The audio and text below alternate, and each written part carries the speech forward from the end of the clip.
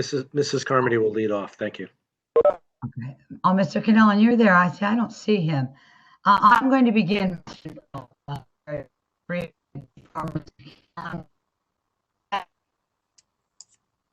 So tonight, we, the Board of Ed, present to you a budget that meets the needs of our students. COVID-19 has certainly added to our expenses. However, we're only asking for a 3.3% increase, which allows us to continue to offer our students the level of services that we currently provide. The Board of Education, after 2 public workshops, unanimously passed the budget, which I believe demonstrates how fair a budget it was.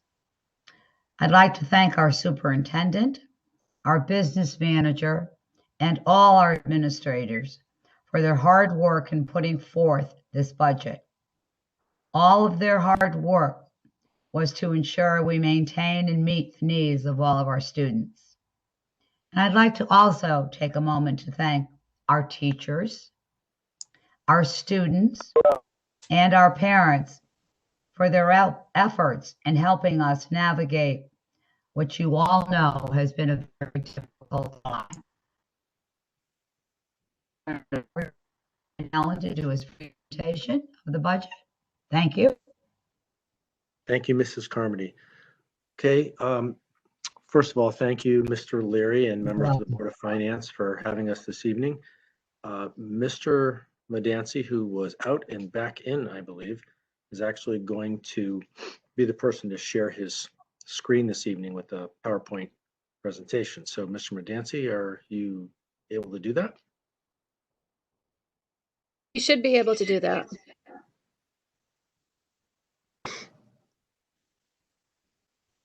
It's a dramatic pause. He was having some problems with his sound. I don't know if you saw, he sent a message that he was having problems with his audio and he was coming back in. So yep. He's in. I can see him there. Yeah, he's still muted though. So yeah, I just sent him a request to unmute. There we go.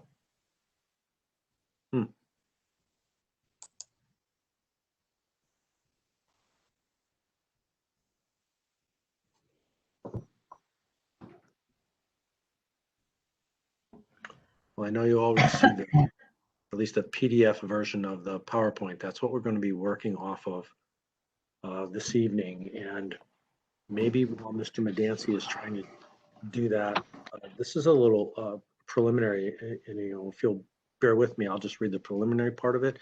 And then when Steve is back with us, so to speak, we'll put the PowerPoint up and we'll go through it. I know you have a meeting right after this, so we'll try to be as succinct as possible.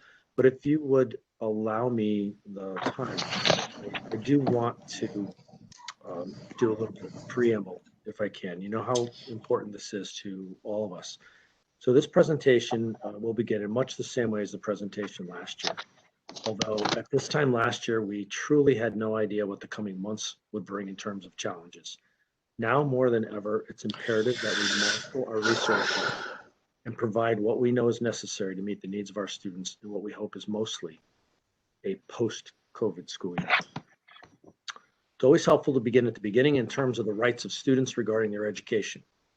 Although this information is included in the budget memorandum, it's important to be included in this public session for members of the community, including elected officials, as a reminder of our responsibility to meet the educational needs of the youth of our community. The Constitution of the State of Connecticut guarantees a free public education to all. I am now. She just gave me hosting. All right. Okay, we can hear you, Steve. Always an interesting adventure. So we've used Zoom extensively and Google Meets extensively, and WebEx is a new experience for those of us on this side. Mr. Cannellan, I just called him and he said that he just got the ability to share, so it might be coming on momentarily. Yep. Okay. Sorry. That's okay, Steve. So the last portion of this, I just want to say, I think it's important, as Mr. Leary mentioned before, I have been the one to say, it's all about what we do. It's one community. There are not money doesn't come from two different places, it comes from one place. And we know that the Constitution of the state of Connecticut guarantees a free public education to all students in grades kindergarten through grade 12. The Connecticut General Assembly many years ago, delegated the responsibility to provide the constitutionally guaranteed public education to local communities and charged the State Board of Education oversight authority and responsibility. Local boards of education in Connecticut have a dual responsibility to their local community, but also to the state in discharging the state's responsibility to provide public education. In Connecticut, it's a statutory obligation of the local board of education to submit a budget for consideration that is designed to meet the needs of the school district. In Southington, as in many school districts across the state, needs will always outweigh the ability of the community to provide the necessary fiscal resources. I think that goes without saying. The proposed Board of Education budget provides a reasonable balance to the legal, moral, and ethical responsibility of supporting the educational needs of our community while acknowledging the fact that fiscal resources are limited. So the proposed budget for the 2021-2022 school year has the following characteristics at its core. It's thoughtful and it's deliberate. It maintains and supports the most effective practices. It supports implementation of innovative initiatives to support instruction.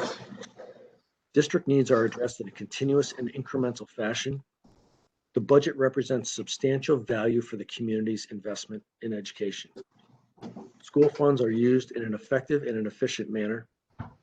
The budget will provide the type and quality of learning experiences that our families and community members have grown to expect from their public school district. The budget will continue to provide a sound school district, which is necessary for the overall economic well-being of our community. And I think we are all certainly concerned with that. At any rate, so Mr. Medancy, if you can go through, we have some introductory slides. We'll do those quickly. So Steve, if you can go to the next one. And you can see there's our Board of Education, our central office folks. Okay, Steve, and I know members of the Board of Finance that you have this information, so we'll just go through it quickly. I know you have it to refer back to if you need to. And this begins our, thank you, this begins our part of our administrative leadership team, actually. Okay, so Steve. So as you know, the Board of Education adopted this budget, and you can see that the net increase that's proposed equals a little over $3.3 million, and it's 3.3%. So see if we can go to the next one. And the breakdown, we'd like to do this. We'd like to break it down: regular education, special education, especially because those are two big cost centers for us, and major projects. So it's really important to note that regular education or general education increased 2.11%, and that's the vast majority of our budget. Special education increased 4.26%, and the dollar amounts in those respective areas are about 1.5 million for general education and 1.1 million for special education, respectively. And we'll talk a little bit more about special education as we move through there. Now, major projects and equipment was essentially reduced to zero in the current operating budget. The proposed amount represents needs that are continuing to accrue and that have not been met. So there is a considerable amount of money, as you can see, in that budget. And I think you're all familiar, members of the Board of Finance, with our major projects and equipment. And I want to take the opportunity to thank all of you for working collaboratively with the Board of Education and the school administration over the past couple of years, because you know that we've been able to complete some pretty significant projects to meet the needs of building maintenance and meet the needs of the district and meet the needs of our community by using the non-lapsing account. And we hope that this current situation is a blip on the radar. And as we move into the post-COVID area, we'll be able to continue to collaborate on that. The projects never go away. The needs never go away. The list just gets longer. So we've been really, really, really thankful for the collaboration. And you'll see further on in the, not only in this presentation, but in the budget book, you can see the major projects and equipment and see that list. So Steve, if we can go to the next one, please. So as I said, general education or regular education, depending on your terminology, is the largest chunk of our budget, and that's a little over 72%. What's happened with special education is that it has crept up. It's now a little over 27% of our budget. There are a couple of reasons for that. One of the increased costs of special education.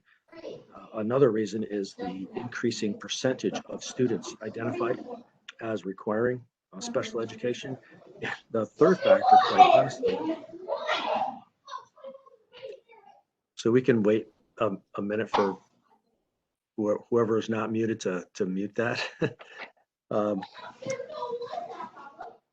Or not wait, as the case may be. The special education costs, as you know, are significant. They continue to increase, despite our best efforts. The federal government has really not met its responsibility. I'm really, really hopeful, however, with the new administration that there will be an increase in federal funding. I'm not sure that increase will come in time to help us with this particular operating budget, but I take it as a good sign that there's been some discussion about that, and hopefully we'll see that down the road where it can help us, because the cost, the federal share really just isn't sufficient to help states and local communities like ours. So we're hoping that that's going to occur. And the major projects and equipment you see is just below 0.7 of 1%. Okay, Steve, please.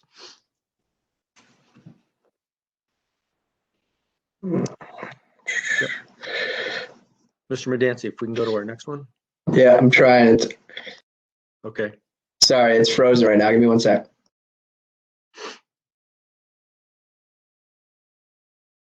So now would be the appropriate time to inject a little humor that, our technology department is now under Mr. Medancy's umbrella.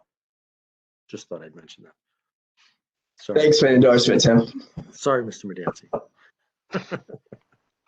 Oh boy. Oh, goodness.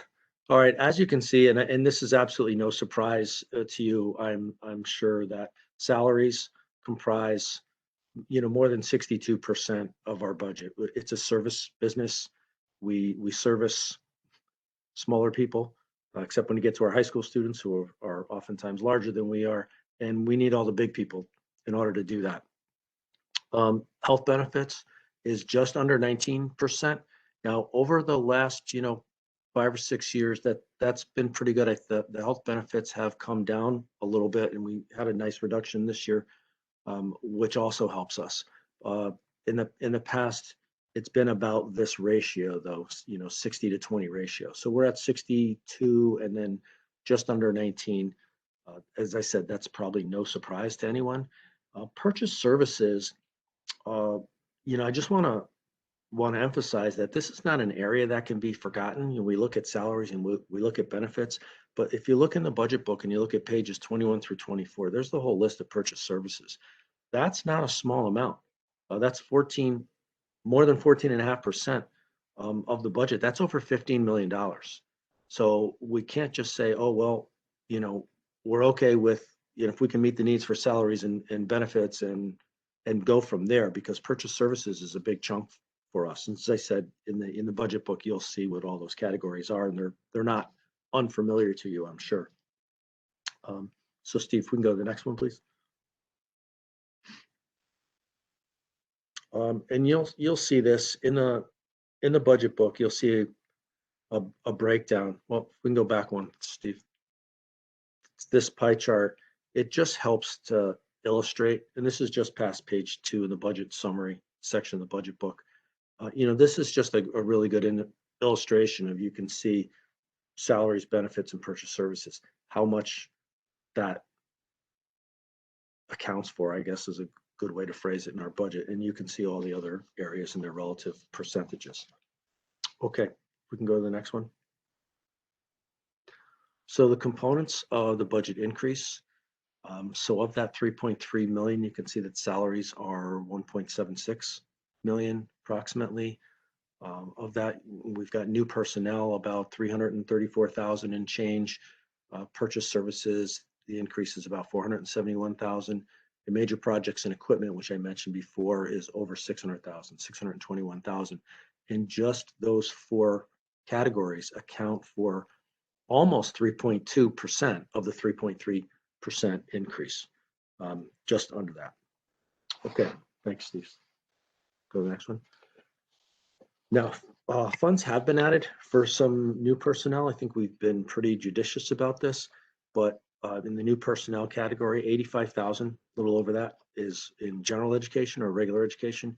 And in special education, it's just under $250,000. We'll talk a little bit more about that as we move on. So you can see in regular education, this budget proposes to add FTE, full-time equivalent, is the meaning of that, 0.4, and that would bring us up to 2.0 staff in each middle school. One member is an RN and one member is an LPN, and that's really based on the needs that we see in each one of those buildings for those types of services, which this year have become more important than ever before, I think. The 1.0, it really restores a previous reduction. We thought we would be able to do away, this is two or 3 years ago, with a permanent substitute nurse. However, it's just not the case. It's so difficult to find substitute nursing. So we want to add back that substitute nursing position, and that's someone who obviously will go to buildings and take the place of people who are out sick or out for other reasons. In addition to that, we're adding some hours to existing technology assistants. We have thousands, that is, of new devices in our district, and the need for support for both students and staff members is consistent with that increase. So those are existing positions, just adding some additional hours to that.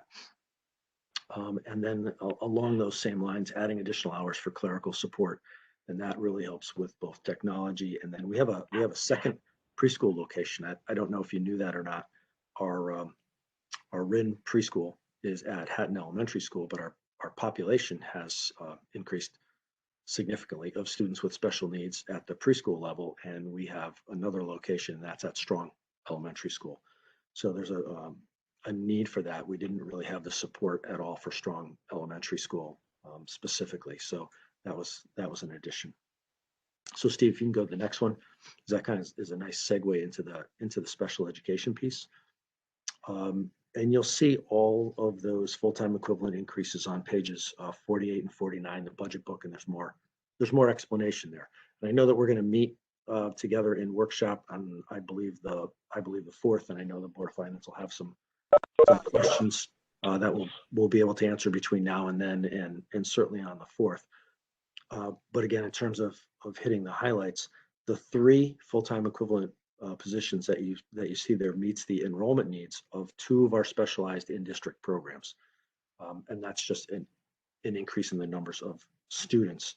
And then the enrollment needs at Southington High School, and that mirrors the increase in the percentage of students in the district with special needs. When we looked at the caseloads of the high school teachers, they far exceeded anyone else in the district. So in order to meet the needs of the students, we determined that it was really necessary to add a teacher to that group. Now there are 2 full-time psychologists in here. One of those positions is going to allow us to essentially cancel a contract for outside services and replace that with our own services. And we've done that one other time. I want to say that was 3 years ago at DePaulo Middle School, where we had an outside contract. We ceased with a provider, and we ceased dealing with that. We canceled that contract. We brought our own person in. It's been super successful. We saved money with that, and we're looking to do the same thing with one of these positions. And then the other psychologist position will really allow increased services at 4 additional schools. So the increases there has a ripple effect quite honestly. So it really affects more schools than just one, quite honestly. And the same thing holds true with the social work positions. And we know right now that we have increased mental health needs for our students, and we have an increase in support that we need for families and staff. Um, I'm not sure everyone on the Board of Finance is aware of this, but we renamed a program. Alta, which is our alternative high school, is now the Karen Smith Academy, and that was renamed in honor of Karen Smith, longtime educator in the Southington Public Schools. Wonderful person who came back and volunteered and just did great work at our alternative high school. And so we know that we have some needs, and we're trying to address those needs by adding a clinical person, a social worker, and an additional clinical person. And again, those positions have a ripple effect across all of our schools. So by adding one place, you're also increasing support in other areas. The 1.0 speech and language pathologist, and that position, that person will provide services as required by student individual education programs. And that's really across 3 specialized in-district programs. So again, it's not just in one area. By adding one position, we're meeting the needs in several different programs. And the 4.0 ABA therapists are applied behavioral analysts, very specialized training for those folks, and that's to meet the IEP needs of students projected to enroll in one of our district's highly specialized programs. And that was a projection. The program was added. This was the first year of the program. We knew we had a group of students who would be coming into the program, and we have increasing needs. So our pupil personnel services, special education staff actually have done a great job in projecting those needs, so that we're not in a situation where we don't have the dollars to budget for it, and all of a sudden it's a surprise for folks. Okay, Steve, we can go to the next one.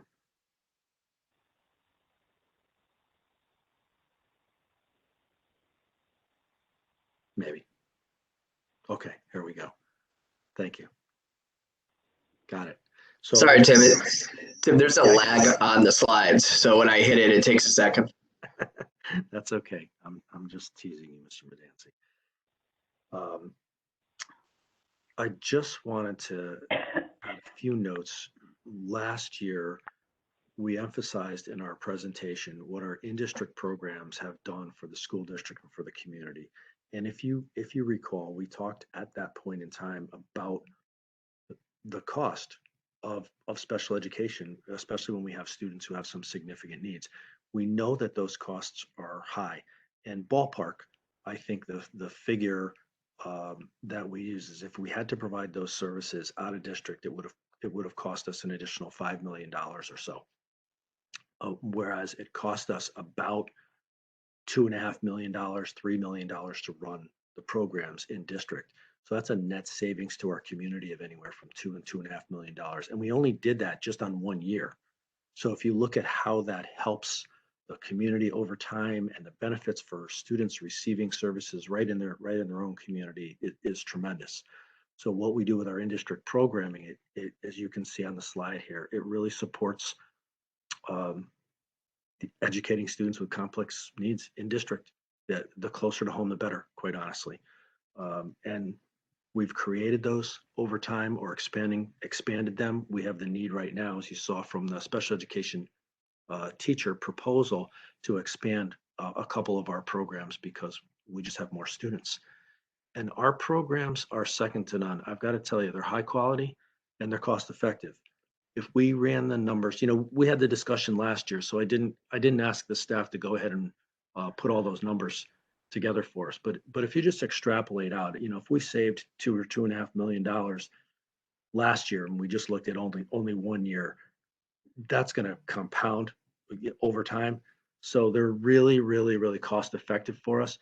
But more than that, more important than that, they're just high quality, and folks do an absolutely wonderful job. They knock themselves out for our students. Mm-hmm. So I'm really proud of what our folks have been able to do. And without that, we would have students who'd require out of district programs to meet their needs. they'd be educated outside of our community, they'd be transported out, and there's just not the connection that there really, that there really should be. So kudos to our folks, honestly, in our Pupil Personnel Services Department, our Special Education Department, and for folks supporting that. And I've got to tell you very candidly that Mrs. Danello, who I can't see on the screen here and probably doesn't want me to say this, has been a real rock star behind all of this, helping our former director, Meg Walsh, and our new director, Rebecca Cavallaro, and her entire team work this through. And without that level of support, we just wouldn't be able to do for students what we're doing, and we wouldn't be able to do for our community what we're doing in terms of cost savings. Okay, thank you, Steve. We can go to the next one, please.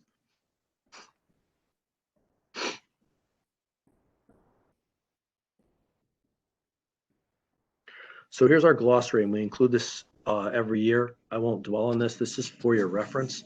Especially in education, we love to use acronyms, and I'm always teasing these folks about the acronyms. It used to be that there was one letter for one word, and now we have sentences and paragraphs for one word. But if you really read these, you can see those are what the expectations are, for students in these programs, what they're going to learn: socialization, play, academics, communication, and engagement. That's really what's happening in that program. So that's for your reference in the future. And I personally will promise to try not to use acronyms, or if I do use acronyms, to try to refer to the actual services that are being provided. Okay, Mr. Medancy. So there's a whole list of major projects and equipment. These are just some examples, and you can look at those. Those are all in the budget books, and I believe those are pages 56 and 57 for major projects. We have those every year, and as I said earlier, we're really thankful that we've been able to knock some of that off of our list, especially over the past couple of years. By the way, we have some significant projects that we're probably going to be talking about in the future with members of the Board of Finance. But I want to let you know that those issues around the auditorium are coming to completion. Mrs. Mellett told me today that the lighting project is just about done. That sound project is going to happen probably at the end of the school year, and there's a brand new curtain in there. Those were all original, so those were all like 40 years old from the time that was opened. And honestly, the next time we're able to have a full performance in our auditorium, I invite all of you to come and witness what you've helped to do for students. Because instead of having to go out and rent lighting and sound equipment and worrying about the curtain falling down, you'll see that the auditorium has been, I guess, restored to a pristine state, and our students will actually be using things that are state of the art, as they should have been able to do over time. Okay, I'm sorry, that was a public service announcement for our major projects and equipment. But Steve, if we can go to the next one, thank you. Just quickly, this is not going to be a surprise to you. I wanted to put this in here in the budget because last year there was some comment in a different forum. This wasn't the Board of Education forum, but literally in a different venue, there was a comment made, and people were talking about increases over time. And someone said, well, 1 year the Board of Education received a 10% increase. Honestly, that just didn't occur. I think there was some confusion, and I think it's centered around this, that 2017, 2018 year. If you all remember, our former esteemed governor, in quotes, Daniel Malloy, decided he was going to do something with a special education grant and take all the special education funds out of ECS, and it didn't work out that way. So you can see the actual numbers are in the right-hand column there, and in that particular year, that increase ended up being less than 0.6%. But we're thankful for that, quite honestly, and Mr. Leary and the Board of Finance really helped us out through that whole process. And as did Mr. Schroeder. That was a very, very difficult year, as you can remember. But that's why this slide is in here, because the facts speak for themselves, and I don't want to be in a situation where someone is saying, oh well, the Board of Ed had a 10% increase 1 year, and not have the facts to show that that's actually not accurate. So that's why this slide is in here. Thank you, Mr. Medancy. We included our Malone and McBroom projected enrollment in here, and you'll see this over the course of the next couple of pages. That is going to need to be updated, and I do think that this was an incredibly unusual year, and we're going to need to have Malone and McBroom come in and update that information for us. Steve, if you can just bop up to the next one, that would be good. But we're looking by the 25-26 school year. Oh, there's about 189, plus 189 and plus 167 by the 28-29 school year. Most of that you'll see at the elementary level, and the middle school and the high school kind of go up and down correspondingly. So we like to keep that out there. We do have an elementary facilities committee that's working on the elementary issue. Hear more about that in the coming months, but we thought it would be important to include this in the budget to kind of keep that in the public eye. So go ahead, Steve. Yep, and you'll go. Middle school is going to go down a little bit and then back up. High school is on sort of a steady, at least right now, a very slow decline in terms of their numbers. And you'll see that, but it's very, very slow, and it's over a period of time. The slope of that line is very, very, very shallow, and I'll be interested to see how that looks, how the projections look when we get them updated again within the next year or so. So we always ask, okay, so what are we doing? What are we doing all this for? The vision of the graduate, what we want to see when our students graduate from the Southington Public Schools, not just Southington High School, but the Southington Public Schools. These are the things that we're emphasizing: citizenship, creativity, critical thinking, communication, collaboration, and of course, content mastery. That's what we're trying to do at every single level, from preschool all the way through grade 12. That's what we try to do. That's what our budget is geared around. That's what our goals are geared around. And Steve, just go to the last one, please. This is the vision of the graduate that we have for students in our community. We want them to be college or career ready and prepared for life beyond by mastering knowledge, demonstrating skills to communicate effectively, think creatively and critically, and contribute to the global community. That's what we do all this for, and that's why we construct the budget the way we do. So I think I went a little bit over, Mr. Leary. I apologize. But that's where we are. Those are the highlights. So thank you for being good listeners. We appreciate it.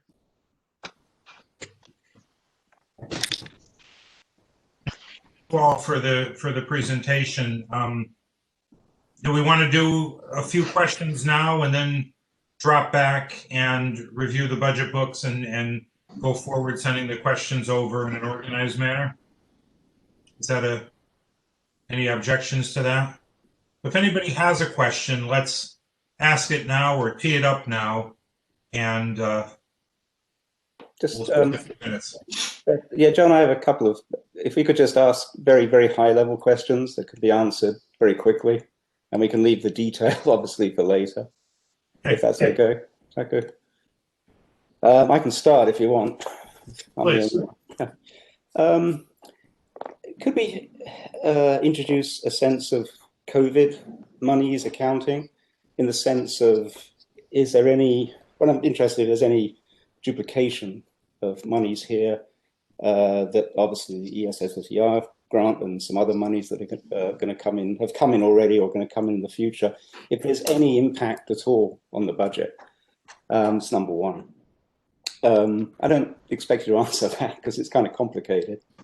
We can give you a general, Tony, we can give you a general response. Oh, okay, great. If you can, in a couple of minutes. Well, and I think either Sherry or I can do this, but we can talk more about this when we get together in the budget workshop. Okay, yeah. Our understanding of the ESSERS 2 funds from the state is that those have to be used for things that are over and above. They can't be used for anything that would normally be in your operating budget. We have to do a needs assessment. In fact, we have some materials that Sherry will forward to all of you prior to the workshop that relate to that. But essentially, those funds are targeted for things that are not typically in your operating budget. So do you need to do extended summer school? Do you need to do after school work? Do you need to do additional tutoring? Do you need additional, mental health services? Those types of things. So we can talk more about that when we get into the budget workshop, but that's the direction that we've received from the State Department of Education. Okay, if you could also, anything in the future, there's some enormous sums of money are going to be showered on us.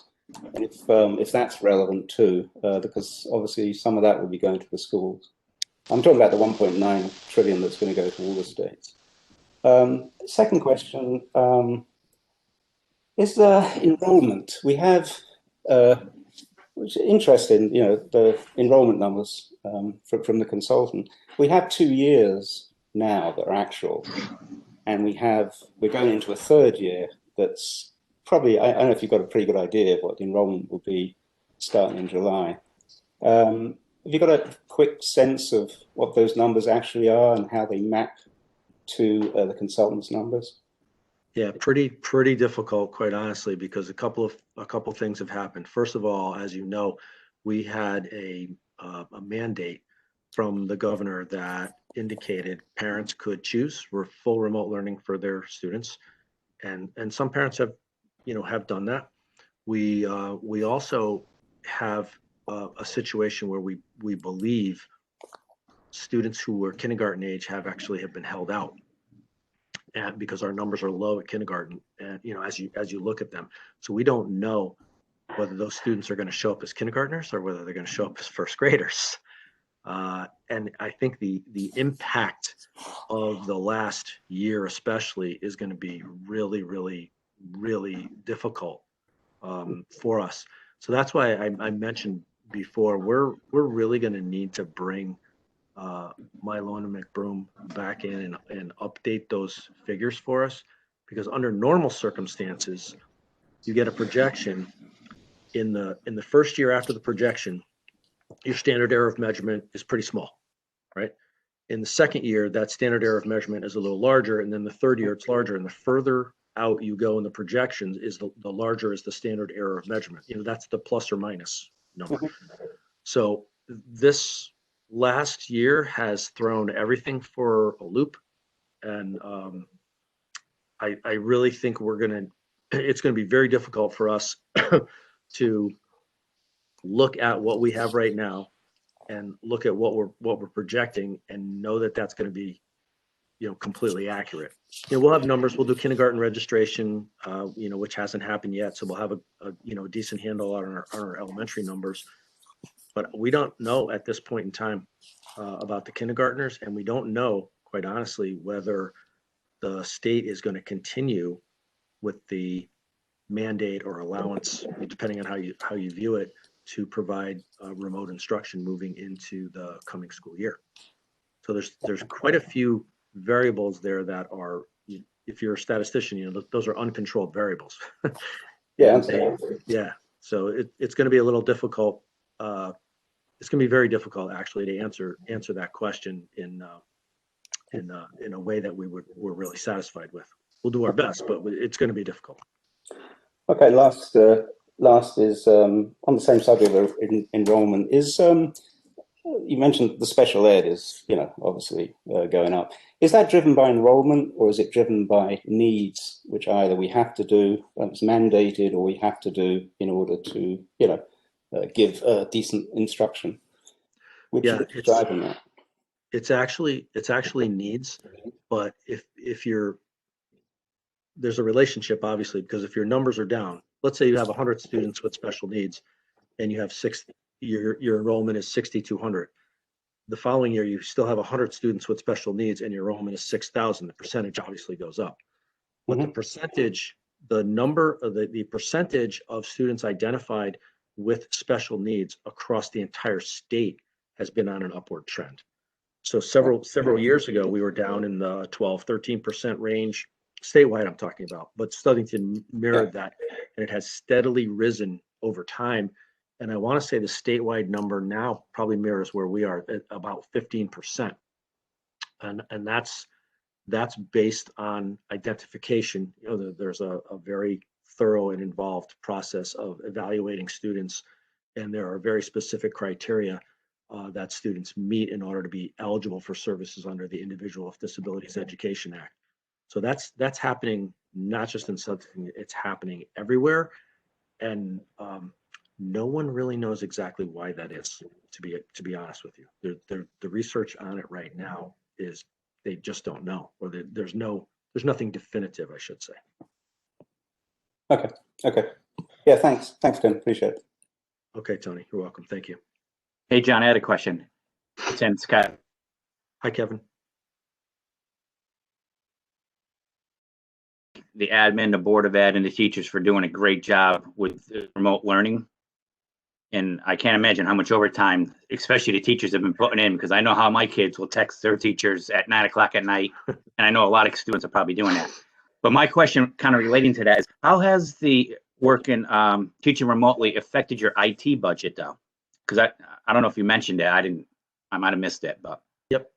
We absolutely have had some increases, which we've been attempting to address. And I see that as continuing down the road in certain ways. And I don't know if Steve, if you want to comment on that at all, since I was teasing Steve before. We reorganized, and actually all the IT services do fall under the umbrella of the assistant superintendent now, and we have a triumvirate of folks who are coordinators at that level, and folks are doing a really great job. So despite my teasing, they're all doing a great job. Of course, Steve is. So Steve, you want to address that? Sure. So, Kevin, to answer your question, the simple answer is exponentially, because we've had to make some very deliberate infrastructure upgrades to ensure that the network was reliable and stable. Because as you can imagine, when you have that many more devices trying to access the network, there's that much more of a strain on it.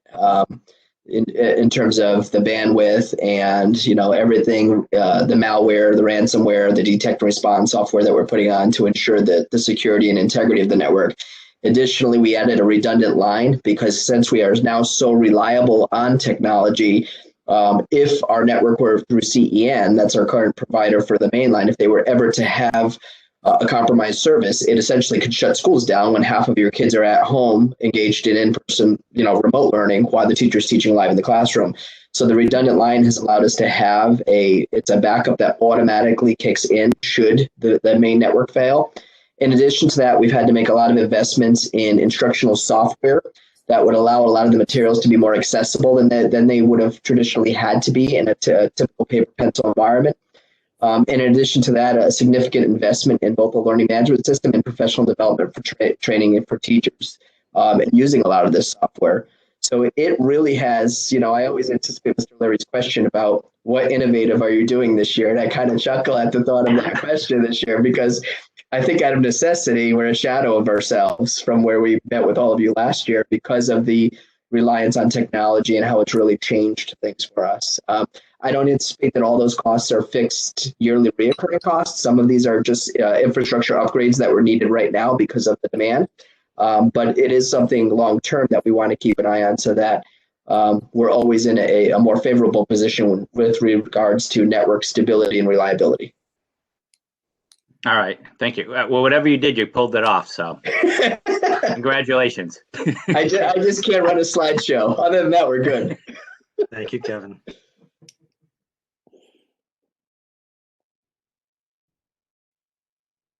Okay, do we have any more questions? Mr. Leary, I think Mrs. Zoni has a question. Okay, you're on mute, Sue.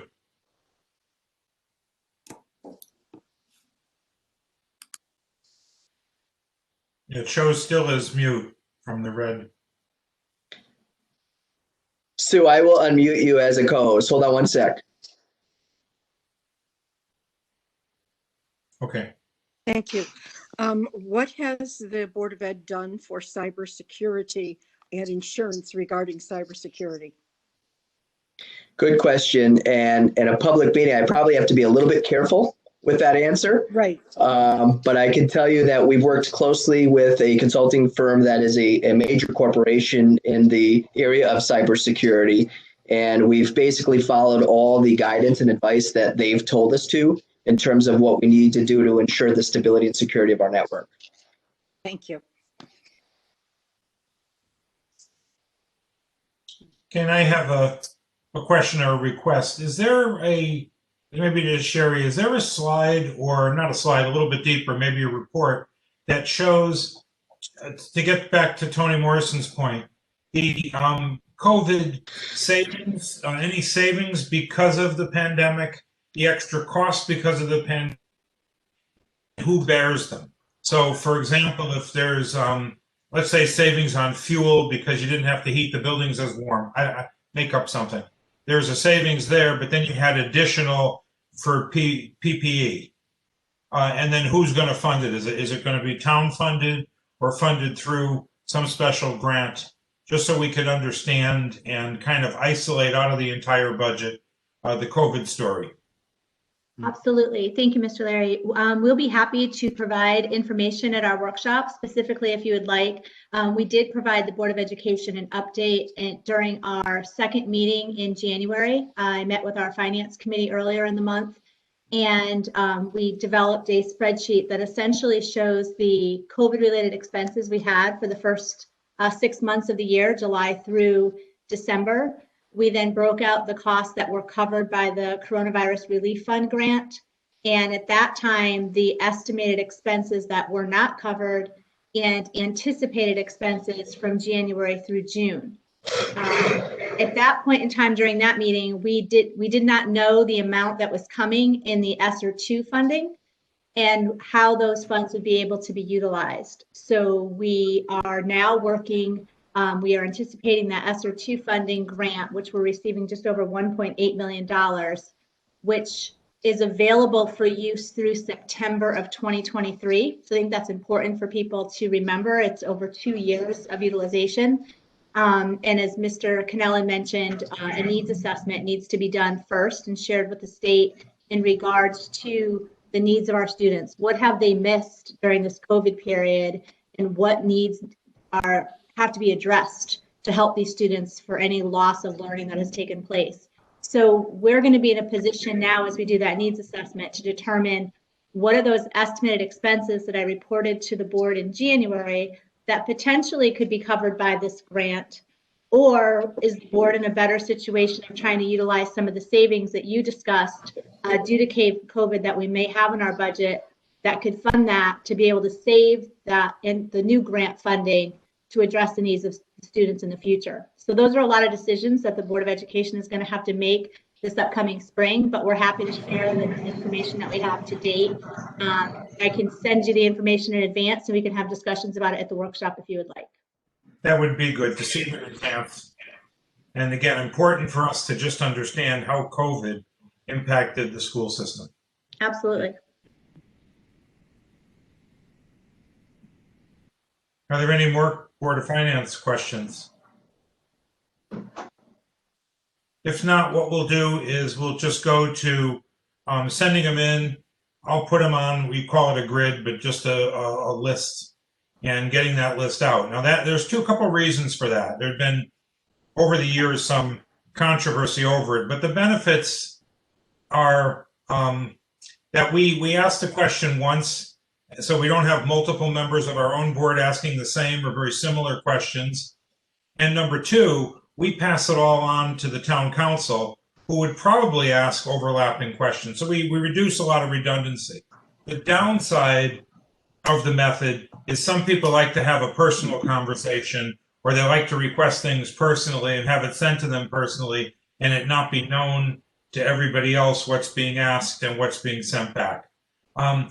I would say if somebody wanted to have a personal question, I think it's very appropriate. If a Board of Finance member wanted to call a Board of Ed member and have a chat, that is perfectly acceptable. But just when you have a formal question, send it through the grid, because the answer could just be an answer for many people, and we're just saving a lot of time and redundancy. So I think we could actually accomplish both if we just work all together on it. If that makes sense to everybody, if anybody has anything to add.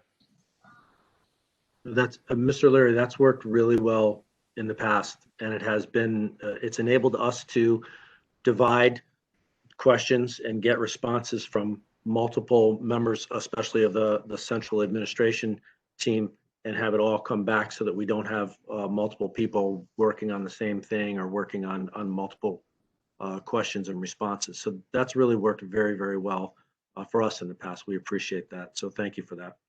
Okay, and I appreciate that too. And I also want to always say that in the years I've been doing this now, the Board of Ed has always been responsive, whether it's a weekend, an evening. During this budget process, there was always a quick timeliness, and we really appreciate that and have for years. So it's a good working relationship. But let's work it so everybody will ask our questions and get everything we need to know. The last thing we should ever hear is if there's some kind of lack of transparency. We don't want to have that. So that's all cured by asking the questions, getting them answered, and then seeking clarity. Because sometimes the education budget is a little tricky in how things work, and it's just asking the questions respectfully, seeking the clarity. And I've never seen a case where somebody tried to hold back or on any of the answers. So it's just a matter of asking the right questions. So thank everybody, and thank the Board of Ed. And if everybody's good, we could end this presentation and then go on and begin the Board of Finance regular meeting. And I have one more comment. Oh, go ahead. See this? Hi.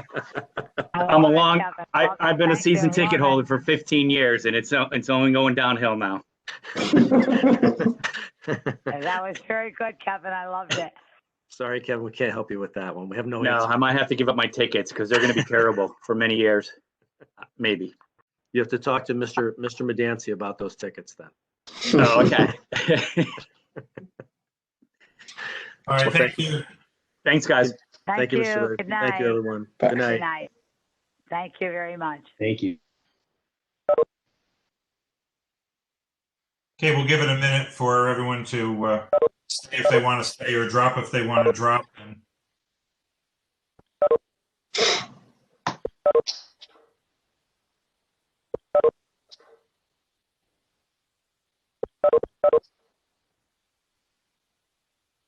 okay, we'll begin now. It is 6:24. Let the record show we're going to begin with the regular Board of Finance meeting. And we start like we always do with a Pledge of Allegiance. And I'll get my flag again that I have here. I happen to have one. I'll hold my flag. Pledge allegiance to the flag of the United States of America. And to the republic for which it stands, one nation, under God, indivisible, liberty, and justice. for all. We'll have a roll call, please. Certainly. And I just wanted to let everybody know that I'm recording this session. I know that you like to have the budget workshops recorded. So if there's no objection, I'll continue with the recording. If you'd like me to shut it off, I can do that. I think we're used to being recorded anyway in the normal session, so I think it's fine. Does anybody have an objection? Okay, thank you, Amelia. You're welcome. Mrs. Zoni? Here. Mr. Morrison? Here. Mr. Bedoyan? Here. Mr. Pocock? Mr. Pocock? Here. He's here. He's here? Okay. Mr. Lebenik? Here. And Chairman Larry? Here. We have a quorum. Okay. So we do have a public hearing item. Usually we say there are none, but tonight we have a public hearing item, and the public hearing item is an ordinance appropriating $4,500,000 for costs related to the acquisition of development rights, Country Club Estates, and authorizing the issuance of $4.5 million worth of bonds and notes to finance the appropriation. That's how it's written, and everybody knows this is to discuss going to referendum to buy the development rights for the property known as the Southington Country Club, which is a golf course in town. Mr. Chairman, may I begin? You may. Okay, Mr. Chairman, some time ago, the town of Southington approached the owners of Southington Country Club, and our goal was to see how can we preserve this property. Graciously, they met with us, and we went to a proposal system whereby we got an appraisal for the property. We sat down with the property owners, and the administration and some members of the council met with them, and we came to what we feel is something that we certainly are excited about, and we want to propose to the people of the town of Southington. This has been introduced at the council level. The Planning and Zoning Commission has already reviewed it and given a unanimous recommendation.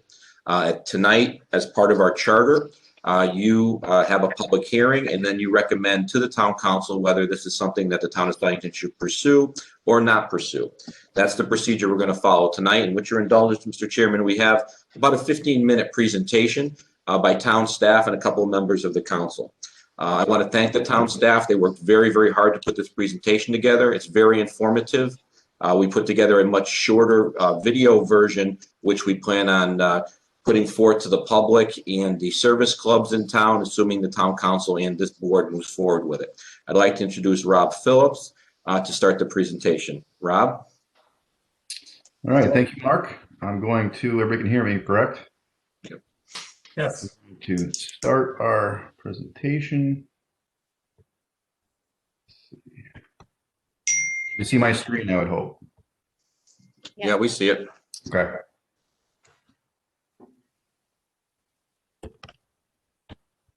All right, thank you again. Good evening to the board, members of the Board of Finance and anyone else who's on this call, this digital presentation. I'm going to walk you through quickly our agenda for this presentation this evening. We're going to talk a little bit about the open space strategy and the parcel history. We're going to talk about planning and zoning impacts. We're going to talk about educational impacts. And we're also going to discuss financial assessment, infrastructure impacts of the development, if that was the course of action, and community impacts. And to start us off with give us a brief history lesson, I'm going to turn it over to Paul Chaplinsky, who is the chair of the Open Space and Land Acquisition Committee. Paul?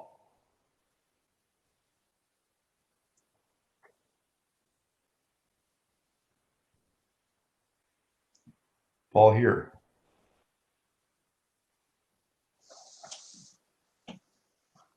Sorry, Rob. Okay. I was on mute. Yeah, thanks for turning it over, Rob. Yeah, I wanted to go through just a couple slides to highlight the strategy that the Open Space Committee uses. As you know, we have a member of the Board of Finance on the committee, Mr. Pocock, and we typically, when we look at open space strategy items, or when we look at a parcel for open space, we go through various checklists to ensure and determine whether the property meets the criteria or inclusion criteria to move forward with. After the committee goes through and evaluates the property, we typically get a consensus, and we send that recommendation through the normal process. For this property, we had gone through the process, and as you can see, I put green check marks to denote the various points of interest that we typically look at, and that this particular parcel meets all of them, from public drinking water and having supply or watershed on the property. This property does have an effect on nearby wells, so it's considered, I think about 2/3 of the property is protected under what's called an aquifer protection zone. It also, of course, for those of you who have been there, it has surface water in the forms of ponds and streams. Also, if you've been there, you've also seen that it's a critical wildlife habitat. There's all kinds of different animals that live on there. Last year, I actually had played a round of golf there, and there was a family of beavers that were living in the creek, and there was about 8 of them on the course that day. It goes without saying that having a golf course provides for recreational opportunities. You'll see on the next slide that there's a bit of history with the golf course. While the course started in 1922, There's also a homestead, the Horace Webster Farmhouse, which exists just to the north of the golf course after hole number 3, I believe, at the back end of the green of hole number 3. That homestead still stands and is on the National Register of Historic Places. That homestead was once the farm homestead for the Webster family, which owned all of the property, which is now known to be Southington Country Club and part of this presentation. The field house, or the clubhouse, as we know it today, still has the fieldstone foundation that originates back to the 1922 time period when it was built. And then, of course, many of you know that Southington Country Club is now one of only 2 remaining golf courses in Southington. And it includes not only the golf course, but it also has a restaurant and an event capability and facility for things such as weddings, many different outdoor golf tournaments, and fundraising opportunities that come with such a venue. And I'll just leave it at the golf course has been a standing member in our community now, going on close to 100 years. So we're very proud of the fact that we have this longstanding course in the community. And with that, I'll just say, you know, one of the quotes that I found that resonated well is that Ben Hogan said in 1985, I found that the game to be in all factualness, a universal language wherever I traveled, at home or abroad. You can imagine that, you know, having a golf course brings people together. And I think the purpose of this, this quote is that it's not just a round of golf. It's not just a restaurant. It's a place where people in our community go to congregate, to develop relationships, to bring their families and break bread. And I think that, you know, that's what the Open Space Subcommittee saw among all of the other things that I presented earlier, and sent back a recommendation to the town council to proceed with the purchase of the development rights. So with that, Rob, I'll turn it back over to you. All right, thank you, Paul. Now we'll pivot over to a discussion of planning and zoning issues. We'll start off this section with the town attorney, Jeremy Taylor, to talk about the specifics of purchase of development rights and how it applies to this property. And then I'll take it back and I'll discuss plan of conservation and development and moving into educational impacts. And I'll just turn it over to Jeremy now. Thank you, Rob.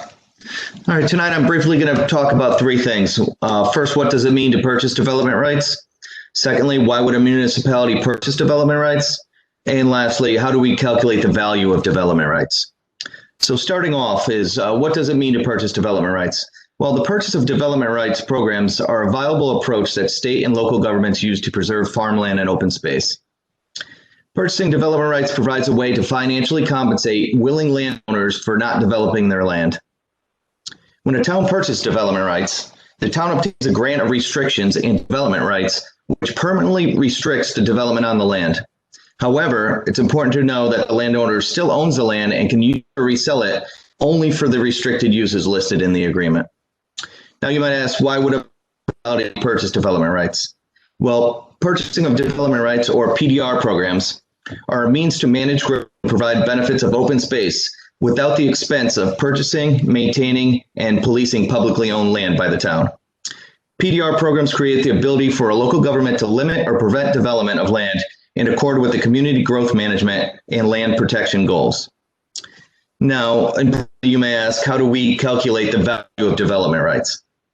Well, the value of development rights are estimated by an appraisal.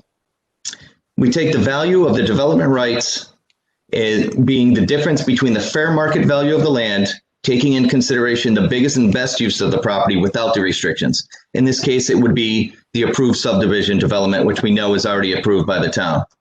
And we take the difference between that value and the value as restricted by the grants of restrictions.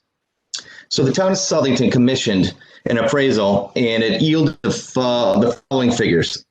So the valuation of the property as a subdivision would be $7.4 million.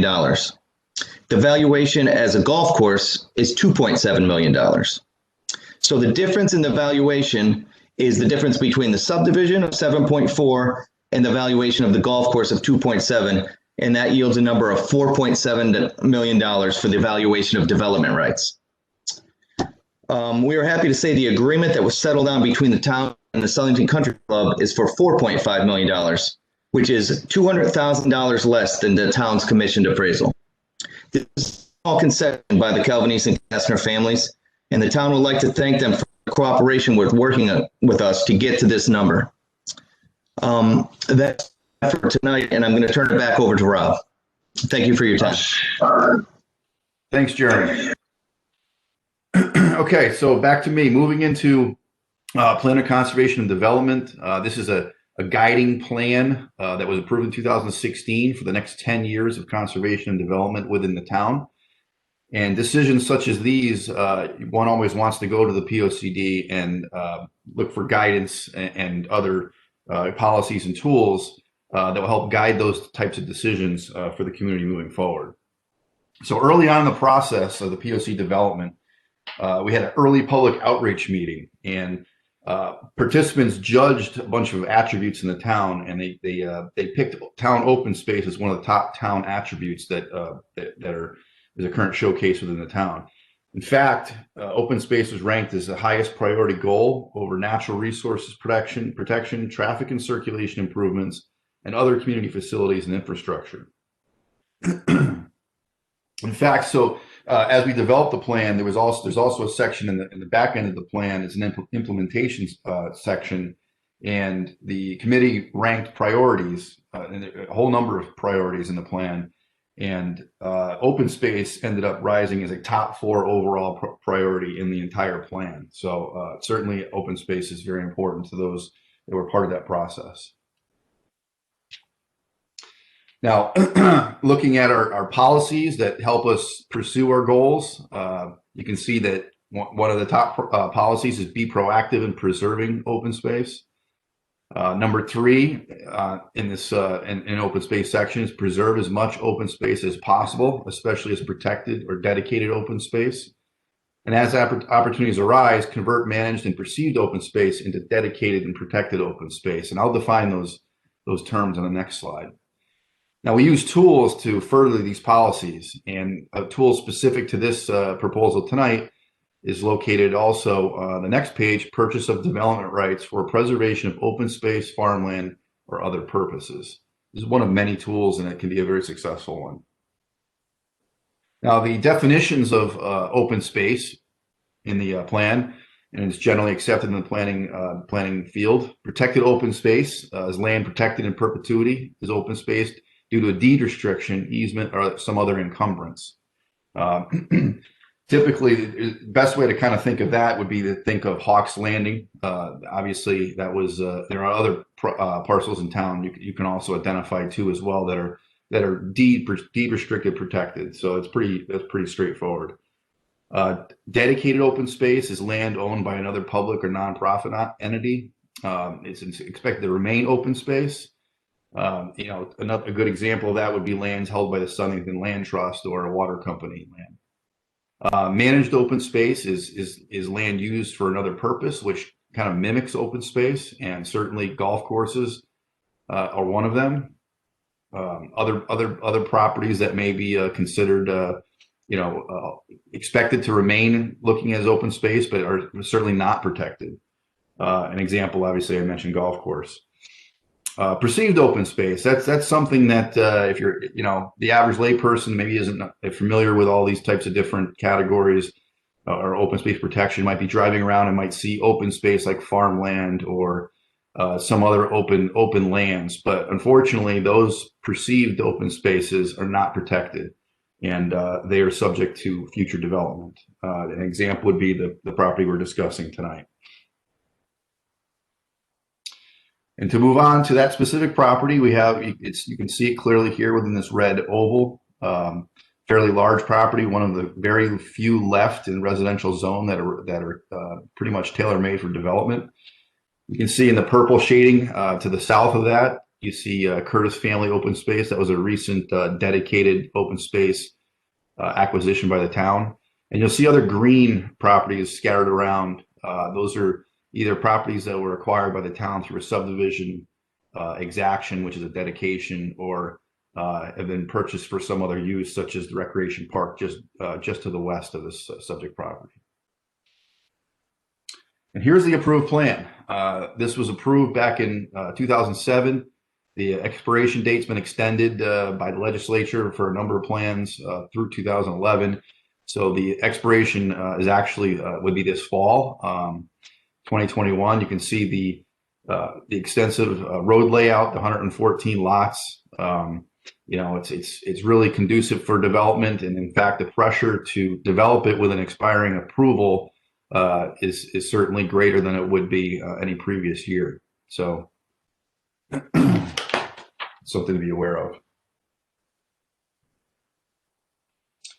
All right, so looking at that plan, the development of that plan would disturb 2 acres of wetlands and water within an upland review area for wetlands. It would disturb 2 acres of stormwater detention basins, which it would add 3 detention basins, which would discharge to wetlands. It would also result in a stream crossing for the roadway network. And the state-defined aquifer protection area is located on a portion of this property.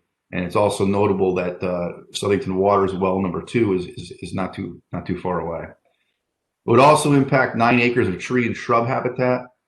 And it's also a portion of the property is located in the Natural Diversity Database, which is a STED and federal listed species database, which I'll get into in a minute. Preservation of this property would actually add 77 additional acres of protected open space to our coffers. It does have the subdivision proposal does have 20 acres of open space, and it's notable that majority of that is wetlands, so a little less usable. Also, purchase of development rights for this property would add approximately 14% additional acreage to the 700 acres of previously purchased town open space. That's both fee simple and PDRs in the past. So that's a substantial amount. And going back to the Natural Diversity Database, this is something the state refreshes every 6 months, and it's basically a mapping listing species of concern or critical habitat that have been identified either through analysis of the property that's feasible for these critters to live, or if an actual critter was found. We don't know those things until development happens. It's sent off to the state, and then they identify what mitigation factors can be done to help preserve these species in areas. And again, you can see the little red oval down there is there's a healthy portion of one of the I would call them blobs located on the property. Now let's pivot over to a little bit of the educational impact of the proposed development. We have made some assumptions. One of our assumptions working with the town assessor is we believe that the market would yield an average of 4 bedrooms per home. There'd be some 3, some 5, and a majority of 4, but it would average out to about 4 bedrooms per home, given what the market's bearing at this point in time. Again, these are half-acre lots. So taking that plus the proposed 114 single-family homes, and then also multiplying by what I would call a residential multiplier, which is basically a number that's produced based on the average public school age children yield from different home sizes, different home ages, and different number of bedrooms that were basically produced by the Rutgers University based on real-time data that they found. And this number was basically extrapolated to Connecticut, and that's the best available data that we do have at this point in time, as far as figuring out what number of public school age children would be produced in a new development such as this. So taking that calculation out to the extent, it would yield approximately about 108 public school age children. So then using the 2019-2020 net current expenditures per pupil, that number I obtained from the school superintendent's office. And again, that's the best available data that we have, and that's the cost to educate children outside of the ECS grant funding. So taking that number and multiplying by the 108 estimated public school children would yield an estimated annual education cost of about $1.323 billion in year one based on the numbers that we have. And of course, that would continue in moving forward in perpetuity. Just to touch base upon a more general data set that we have at our expenditure in the planning profession. There's been American Farmland Trust has produced basically analyzed a number of studies throughout the country, and it basically shows that for every that the cost of community services for a residential land use exceeds every tax dollar generated, and is substantially higher than other land uses such as business and agricultural uses. So, for every dollar that residential brings in taxes, it's $1.16 on average nationwide expenditure, and certainly the business and agriculture are far less.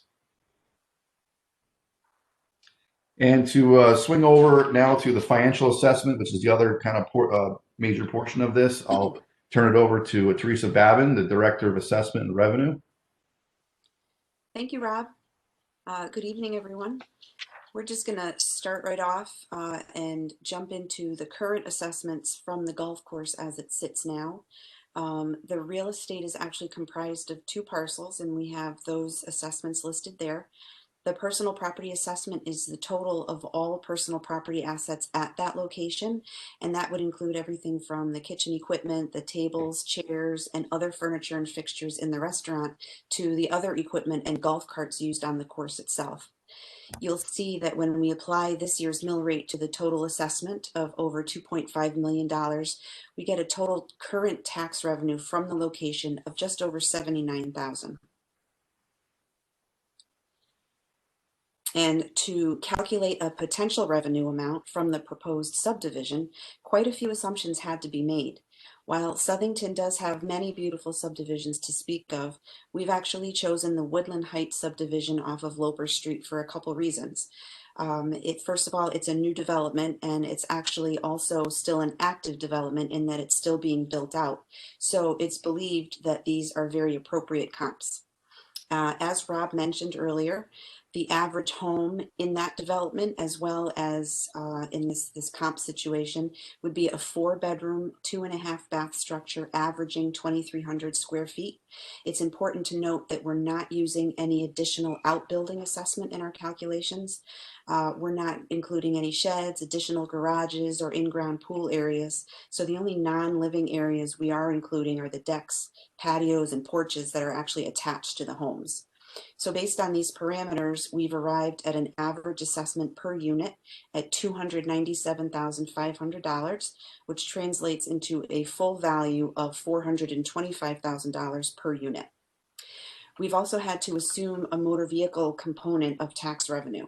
And for that, we've assumed each unit being a 2-vehicle household carrying an additional $29,400 in motor vehicle assessment.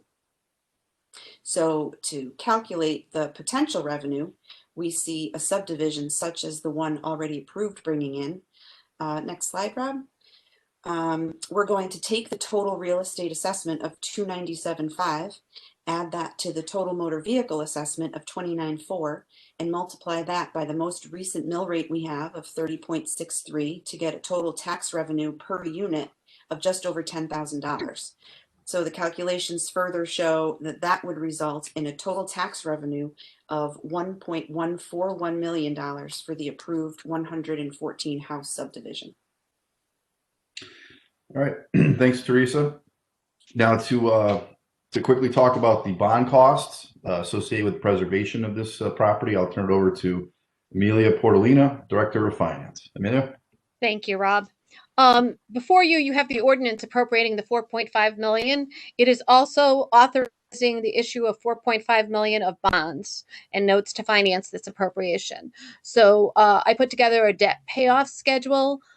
We'd be bonding the $4.5 million over 20 years at an estimated 2.5% interest rate, which is a conservative estimate.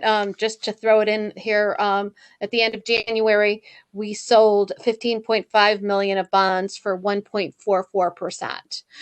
But going back to the chart, we're using 2.5% for this schedule.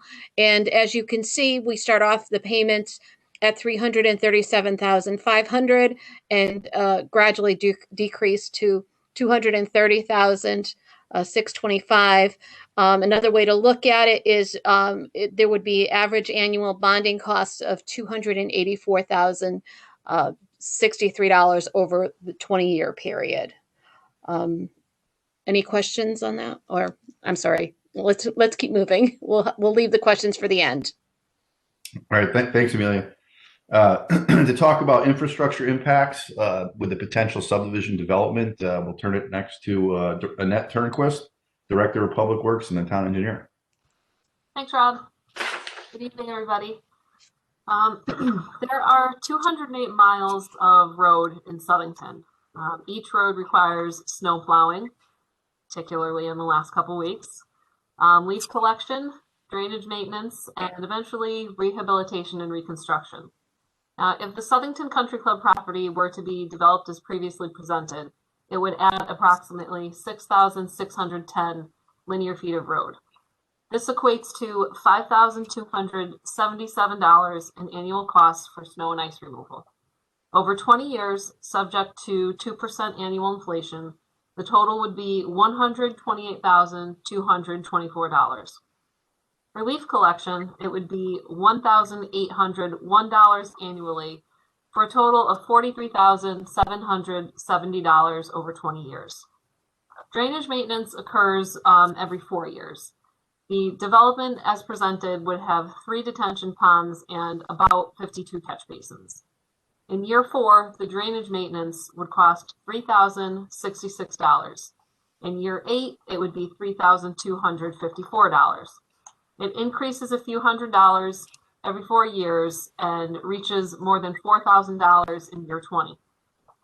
As for rehabilitation reconstruction, in year 7, we would likely crack seal, which, subject to the same 2% annual inflation, would cost $9,925.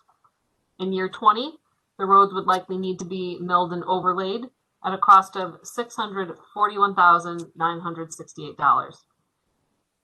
Adding all of these maintenance costs together over the 20 years yields $841,609. And just taking a simple average results in $42,080 per year. Now, this presents a 20-year period, but it's important to note that these costs would continue on forevermore, and they would also continue to increase with each passing year. Rob? All right, thanks, Annette. All right, to discuss economic impacts, community impacts, I'll turn it over to Lou Perillo, the Economic Development Director. Thanks, Rob. Good evening, everyone. The Economic Development Office supports buying the development rights for the Southington Country Club. We recognize the value of this unique opportunity, and we see it as being beneficial to the town. A part of the town's economic development strategy is to expand upon the existing venues we have to further enhance Southington as a recreation destination. That's important because we attract people from the region to come into town, and that helps support our local businesses. Golf courses provide quite a few opportunities. They provide jobs, public outdoor sports entertainment, charitable tournaments for fundraising that contribute to the social fabric of our community. Southington Country Club hosts about 40 tournaments a year. They draw over 3,000 participants. The majority of the funds raised stays within our local community. The benefits of open space also help to balance growth. That balance is important because it can add value to our existing properties in town. It's our office's opinion that we don't really need to destroy the golf course to build 114 houses. Houses could be built in other areas of town, but that can't be said for the golf course. Once the golf course is gone, most likely it won't be replaced. That statement is very profound, but it's also evidenced with the fact with the former Pine Valley Golf Course. When that was sold, it was turned into a 95-lot subdivision. A portion was intended to remain a 9-hole course, but to date, that still hasn't happened, probably because golf courses are not known to be profitable in the Northeast. Profit usually comes from the restaurant and the golf cart revenues.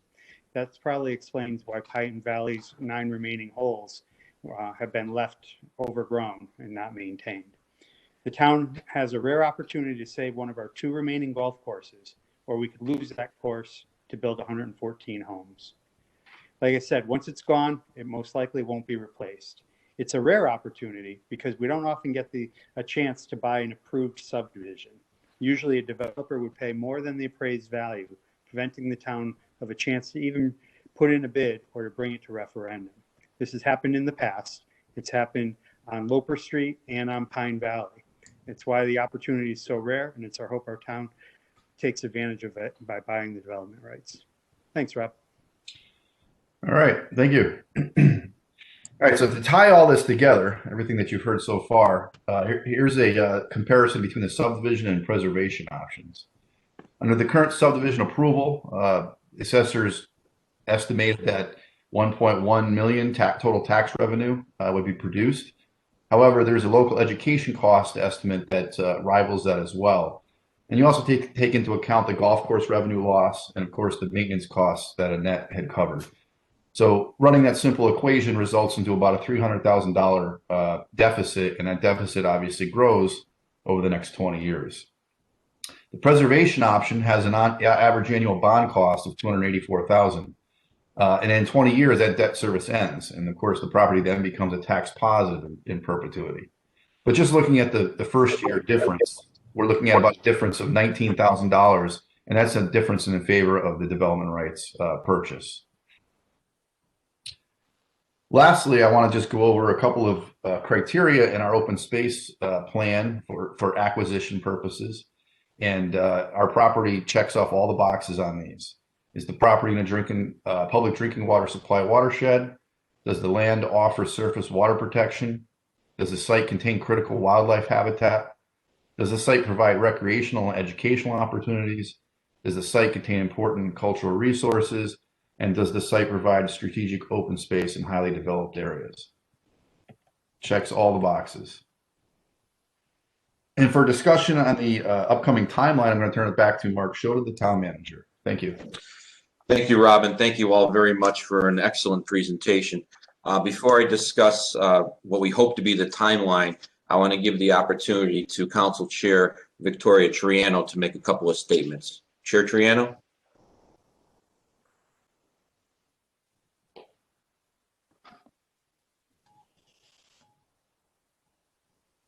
Is she still on?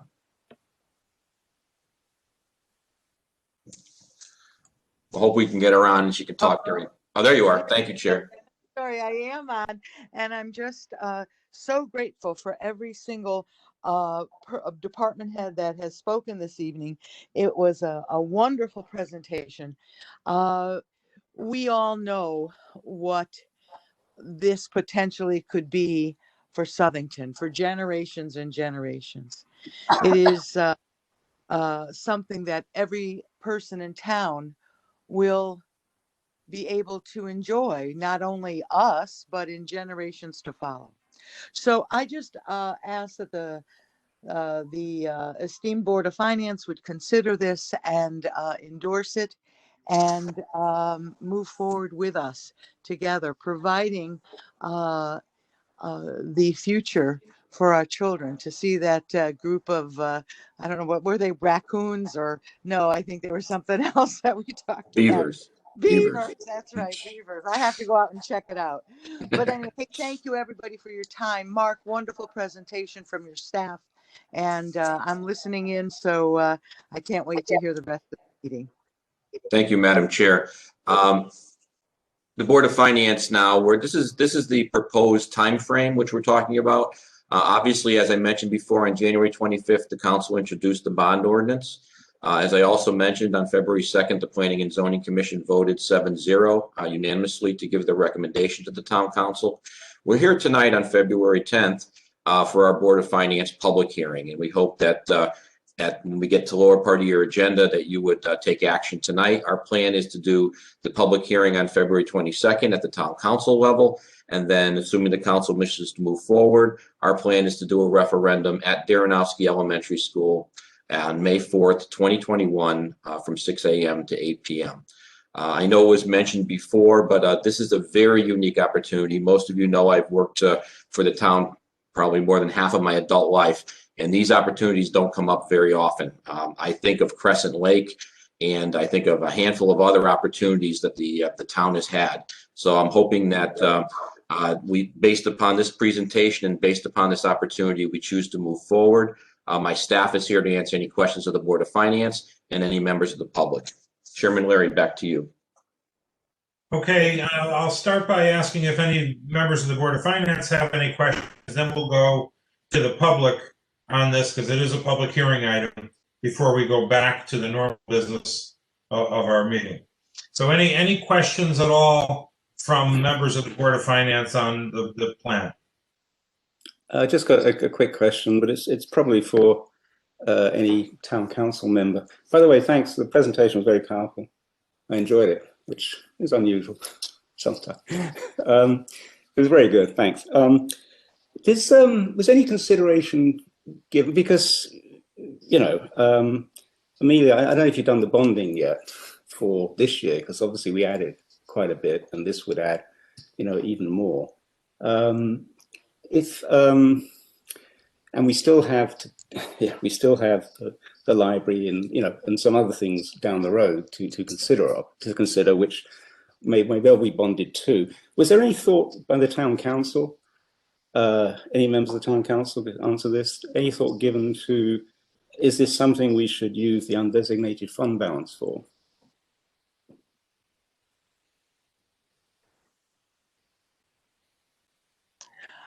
You know, certainly there has been a little talk of that, Tony.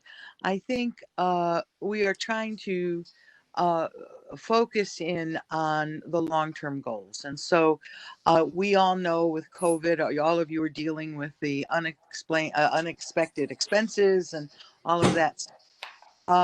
Even though it might have been kicked around a little bit, we felt that bonding was the right thing to do at this time.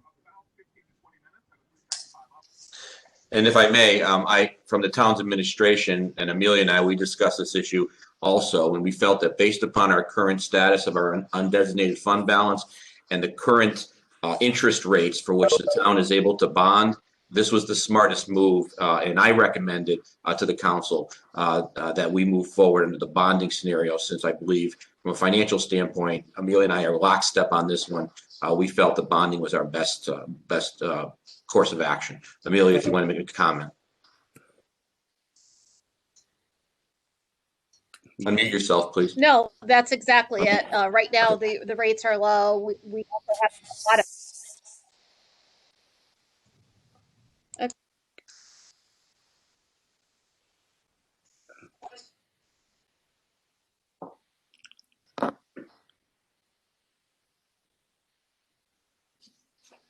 We can't hear you, Amelia. You're muted. You're muted. How about now?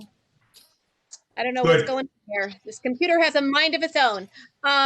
Okay, so basically I'm just agreeing with Mark's, indicating that we discussed it, and based on the current rates, we determined that for 4.5 million, we're better off bonding this at this point. Okay, just yeah, thanks guys. I really appreciate that. But just one comment then. It might be a good idea to put this in the video or the presentation that goes to the public. I don't know if it's planned on doing that, but I think just to be, you know, as comprehensive as possible. Yeah, I agree. The obviously the chart that Amelia has is in the video. The people who are going to be volunteering to present these to the service clubs and the PTOs will also have bullet points, and we'll add that to the bullet point. Okay, thanks. Thanks very much.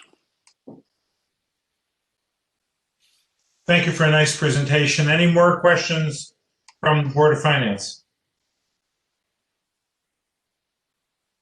Okay, any questions from the public? Is there any member of the public on that would like to comment on this, as it is a Board of Finance public hearing item? So we'll hear from anybody from the public.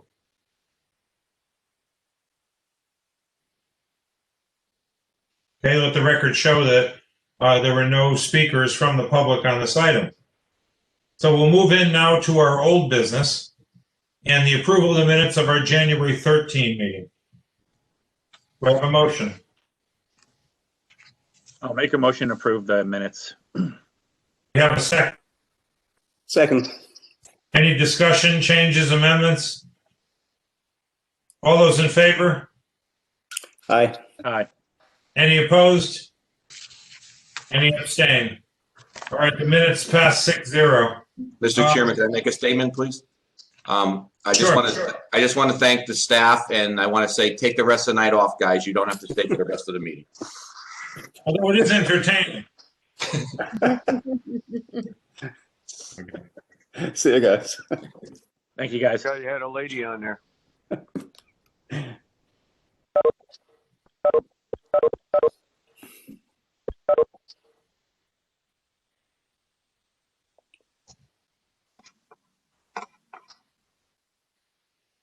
Let's just take stock as who's here, because just want to make sure the public hearing, anybody who's on from the public had a chance. I'm looking at the participants list, and it looks like most of it is us. There is a call-in user.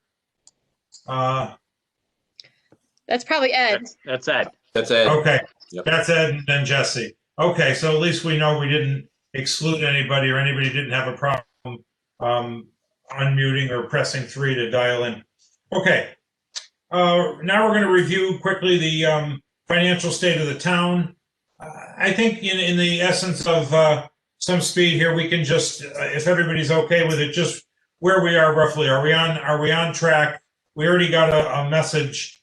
You know, our message last time was we were ahead in our revenues, and we were holding on our budget. Is that still the case? That is still the case, yes. Action, like to leave that as our statement. It's nothing really, wasn't much movement from our last meeting, right? Anybody wanting additional information, please contact me. I'd be more than happy to provide it. Okay, committee reports. Anything on the sewer committee? Financial aspects. Yes. Actually, quite a couple of things. The plant upgrade is going great, as we've been saying all the last year or so. Construction is 95% complete. We've spent 37.5 million out of the 39.5 contract amount, which includes the change orders as well. And the contract time expended is 78%. We're just moving into completing the phosphorus building, and most of the work in the next couple of months, until July, will be testing everything out. The one big issue, a new one, is as you all know, we're lining the sewers in town, and there was a discussion over the last couple of months to increase, because we've essentially run out of money for this year. We had to move 29 grand into the major maintenance account to finish off the work. It was usually $500,000 a year every year, but the thought was that we still have 55,000 feet of the old borough, which is essentially the old centre of town, which has clay pipes and is the oldest sewer section. And the thought was to say, okay, well, that would take 5 years at that rate with the spend rate. But we do have a very decent fund balance for the sewers. It's nearly up to, I think, 9 million. I think we talked about last time, Amelia. And we still have 60% of that to do. And that's obviously the critical path item, because it's the ones that are likely to go. Thinking is to take a portion of that money and apply it to increasing the rate of the sewer lining. So to add, say, another $500,000 or $1 million to it this year, and there will be a proposal which will be put forward essentially to the Board of Finance and the Town Council along those lines. The actual amount isn't decided yet. I would hope it was larger, but we'll see what happens.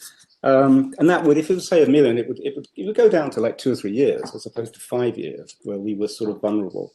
Our trusted vendor, contractor that's been very good, Granite Inliner, is not a critical path issue because they essentially have bandwidth to do this. And the reason being is because other towns are stopping this kind of work, infrastructure work, anything they can, because of COVID issues. And I think I just wanted to say that it's a tribute to Southington that we have the finances and the ability to do that. And you can see, other towns aren't as well off as us. And that's probably, I would say that's a tribute, to a lot of people over the last 10 years or so, specifically people on this board who have been on it, for the last 9 or 10 years. So it's good to see, but that will be coming up next month. And we'll discuss it again tomorrow, discuss the amount. And so we'll get that done. That's about it. The other thing, one thing will be coming to you as well, which is $57,000 to finish off the design of the West Queen Street pump station. As you know, we're doing a pump, the ones are the oldest, they've been redone, and there's a design work and then a construction work or reconstruction work. And to finish the design off, it will take 57 grand, which is 52.5 for the work and 4,500 for the expenses. Reviewed it, and we made a motion to push it forward to the town council to approve it. It hasn't reached them because, and I think Mark can talk about this better than I can, but there's already been an approved amount by the town council of which this will be rolled into. Yeah, he's absolutely right. The process doesn't have to go any further because we have the whole amount already approved. The contract was already approved. This person is now, I forget the number, Tony, was it 50-something thousand left to finish off the project? So this is for informational purposes only. The money's already been appropriated. The contract was already signed. It was done in stages. So this is the end of the. Hopefully get it designed, and of course, after things are designed in Tony's world, it now becomes big expensive stuff because then we got pump stations following. The design is the cheapest part of what Tony's talking about. Thank you. What happened to our pump station on Meriden Waterbury Turnpike? Somebody drove into it? Yeah, the generator is going to be delivered. I can tell you that actually. I was trying to get a Big Mac. It's a big problem there. Yeah. Hang on a minute.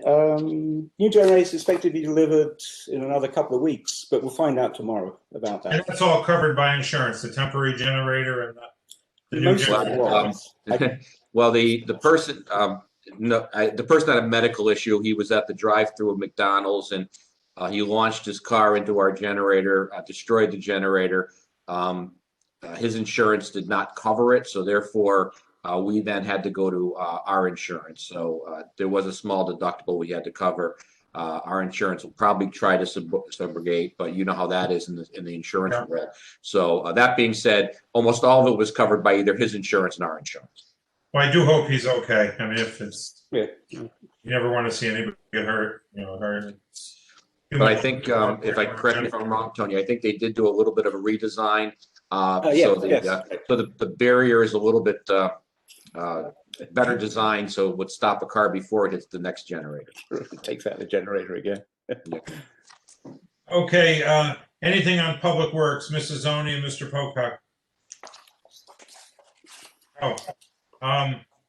Amelia, could you unmute Sue? I'm not sure. Hold on. I think you got to be just the administrator to do it. She's supposed to be able to unmute herself. All right, were you able to unmute her? No, there we I'm go. okay. Okay, good. I have to defer to Eddie on this because I was on a medical thing that day, so I couldn't attend the meeting. Mr. Pocock, anything on Public Works? There's nothing really big on it. I was down there Saturday to look at the new check-in system. Lifton is operating a heck of a lot better than anything I've seen. So that on the money part, that has good money spent on that. Obviously, I'm sure we'll be getting some figures for the snow. So go from there. That's just about it down there. Why don't you roll right into open space? I think we talked about it a big piece right earlier in our public hearing. Is there anything else we should be discussing? No, we're always looking in open space for different items. Paul does a great job of searching out and seeking these. There's several areas in town that do that, but the big one going right now is this the one we had presentation on tonight. Okay. Self-insurance, Mr. Lugonic and Mr. Bedoin. Yeah, sure. So, Mr. Chairman, can you hear me okay? Yes. All right, great. So we're 7 months into the year now. We have results through January. It continues to trend very favorably. We're now $2.5 million under budget. So budget through January was just shy of 13 million. Actual is 10.4. So we're about 20% under budget and around 13% under prior. It's been pretty consistent. We're averaging around, so far through 7 months of the year, right about $360,000 under budget, but the lowest month so far under budget has been 240,000. And I say that just to say it hasn't been, a couple of months over and a couple of months well under. It's been pretty consistent to get us to that $2.5 million mark. So we look, we'd expect the cost to go up in the second half of the fiscal year. I would just, put out there that our budget for the last 5 months of the year is just shy of 10 million. And so if you look at our run rate through the first 7 months, it would put us almost 30% under that number. So again, we expect the cost to go up in the second half of the fiscal year, but our budget goes up as well, and it has been fairly consistently running under budget. So as we know, insurance is unpredictable, but as far as our position relative to budget, we stand in very good shape at this point. Is the increase in the second half of the year due to an opening up of activities and a lessening of the COVID? Is that the driver? No, it's more just the function. I'm saying in a traditional year, I'm not factoring the COVID impact into that. I'm just talking about more in a traditional year as the deductibles are hit, you'd expect the insurance cost that we incur to go up. Okay. Based on the high deductible plans. As far as the impact of COVID, we're still, and Joe Spurgeon does a great job. We do our best to analyze it. There's still, and Amelia or Kevin, please jump in here. We're not in a place of certainty in terms of, what's avoided versus what's delayed. We bring that into our models for how we predicted and the budget we chose for next year. But again, it's not as if it's an exact science. Yeah, I agree with Joe. Everything Joe Surgeon has said, he hasn't seen an uptick in like elective surgeries and stuff yet. So, but he reaches out to our insurer all the time to find out if that's, on the horizon. And the only other thing I wanted to add is that Mr. Spurgeon had indicated that this is not a capacity issue. So it's not that the hospitals and doctors can't perform or can't do the services. It's more our people are hesitant to go to the doctor or to have services done. So it's a choice. Yeah, and then the final thing I would add, and we spoke about this at the last month meeting, is there was a decision by the self-insurance committee to use money from the reserve fund, and we are going to be working on our next meeting about updating our fund balance policy for use of that. We spoke about it in the context of a multi-year approach. We can only act on 1 year, and so the multi-year approach would be reviewed every year by the committee. But we are going to look to incorporate that language and approach into the fund balance policy. But I think it's important just to note, because the superintendent brought it up tonight, the impact that had on or will have on the upcoming budget. in a positive way. That was it. Thank you. Economic strike, Mr. Morrison, anything there? Yeah, the last meeting we had, we actually had it with our marketing consultant. We have a social media campaign to push Southington's businesses.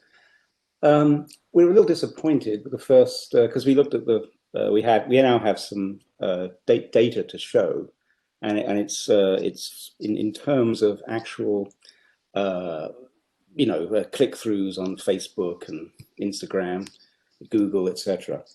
And it's fairly flat. You'd expect it after the second month to start, going up, and then obviously it accelerates and it goes up more and more as more and more clicks, more and more visibility, etc. More and more people know. So whether that's to do with we're after young professionals or people with families, because obviously there's a lot of family stuff to do here. It's not just going to restaurants.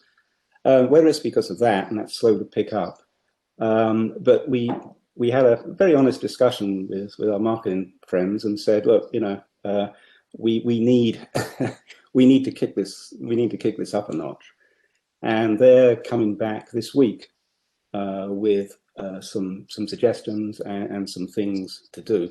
Because if you look at the data we have, it tends to be flattish. It doesn't tend to do that wonderful upwards. So that will happen. The chairman and Mr. Perillo will be working with Rebel on that. There was the only other thing was there was an executive session that maybe can be talked about sometime down the road. But that's it. Okay, thank you. Okay, anything else? Any other board communications, or anybody else attend any other liaison boards? Anybody hear anything? Police Commission, Fire Commission, anything that they'd like to bring up? Okay, we'll turn to public communications, excluding our public hearing item. I don't see anybody from the public on the call, but we'll ask and we'll pause for public communications. Okay, hearing none, we'll move on. John? Yeah. Just one question. I apologize because I should know this, but our plan moving forward for our monthly meetings, are we staying on WebEx for the time being? Yeah, I would just continue. I'm just taking the advice of, I believe it's the town council and town manager who decide whether to open up in person. I would prefer in person, but when the timing is right. Right, you are correct. The advice of our health director is that we limit our in-person meetings until further notice. So we're still in that status. Okay. Can I just bring something up? I had sent I had emailed the members a schedule of the budget workshops for the town departments, or the budget presentations, I should say. I don't know if anybody had a chance to take a look at it, because we're looking at having departments make their presentations on the 23rd and 24th. And as of yet, we haven't determined which departments you want to hear from. I sent you a draft of our last year's departments that presented. Is there a consensus, or will you let me know who you'd like to hear from so I can let the departments know to be prepared? Okay, I mean, I'll take it. If anybody wants to hear any particular department, let me know. Look at the email and then send an email to me. Yes, sir. I would like to hear from building, please. Okay, building, like building permits, building? Yes. Okay. Thank you. That would be a joint department under Rob Phillips. So it would be building and, It would be planning and zoning and building would be one department. So yeah. Okay. So if everybody's okay, we'll add that, leave everybody else intact, and I'll review it one more time and then just send the note back. And actually, I think that planning and building is actually scheduled for the 24th at 8 o'clock, unless you guys want to have it at a different time. They're a big department. They usually come every year. Okay. Yeah, that makes sense. Okay. Mr. Chairman, make a comment under strategies. I know I sent you a document today, which Amelia and I are still working on. But the governor gave his speech today. And as promised, he's left us flat. He did not harm us. There's a small increase for adult education, which goes directly to the Board of Education. And then there's another, what CCM calls an increase and what the governor calls an increase. But Amelia and I still haven't put our finger on how this is going to work yet. Superintendent Cannellan talked about it. This is that half of that $1.8 million he was talking about. So this is the $928,000. Amelia and I will be looking at it. We'll be talking to Sherry Danello and see how this is going to transpire in the next 2 fiscal years. Because based upon what we've heard, that 928,790, which you got in your email from me today, that's going to be for fiscal year 22, which we're going into, and then 23. So that being said, all I can tell you right now is that's what was reported by CCM and the governor. Amelia and myself, dealing with the Board of Education, will see how that's going to impact the budget overall. Amelia, you want to make a comment on that? No, we just have a little information. It's the East SSER2, which is Elementary and Secondary School Emergency Relief Fund. And as Mark said, we just found out about it today. And right now, all indications appear that it's a Board of Ed grant. So it goes to the town and then goes directly, essentially, through us to the Board of Ed. That's our understanding currently. We're going to look into it a little further. Okay, got it. That's all I have, Mr. Chairman. Thank you. Okay, thank you. Moving into the administrative business, I'd like to take the consent. Sorry, John. Sorry, I'm sorry. I had a thing on strategy as well. A really brief question for Amelia. Is it possible to do, well, as you prepare documents for us, which you do every year, right? Is it possible? I know it's probably going to be a pain, but is it possible to look at the effect of the revaluation? You know, you can look at what the mill rate is. You know, the revaluation. What it would be without revaluation, and then what it would be with revaluation. Because, you know, I mean, one of the basic things that, you know, we always discuss is the ability of the taxpayers to afford, and I just don't want that to get lost. So at least you've got something to say. Okay, old way it's X, new way it's Y, and here's the impact on the taxpayers. Is it possible to do that? Tony, you read. Actually, in Mark's budget, we're actually recalculating the mill rate for last year using the new the reval numbers, and I'll show you what the actual increase in the grand list is, barring or taking out the revaluation effects. Great, thanks. You're welcome. Okay, I'd like to take the consent agenda together, then a manager memo 2, 3, and 4 together, and then the bond ordinance. So we just do it in 3 chunks. Everybody's okay with that? So I'll read the consent agenda, then ask for a motion and a second on it. So the consent agenda in 4 parts, A, B, C, and D. A is $11,346 to youth services for an enhancement grant.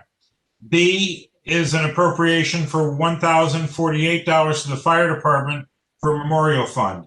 C, $1,100 to town council for a white Christmas donation.